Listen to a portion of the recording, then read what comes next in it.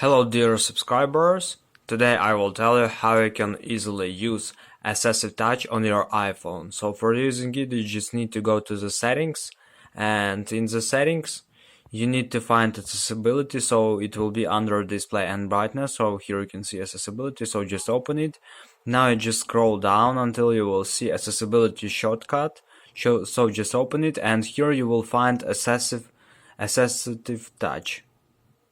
So just click here, and now here you can see that configure and then triple click the home button to toggle accessibility features or on or off.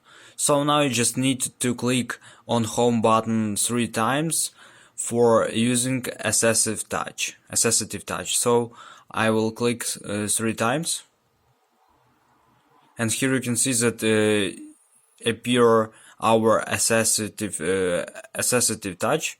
So just click on it, and here you can see custom. You can also add some function here: notifications, device, control center, gestures, and home.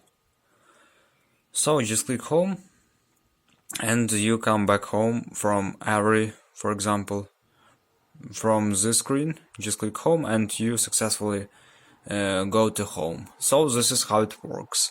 So thanks for watching, have a nice day, subscribe to my channel, click like, and goodbye.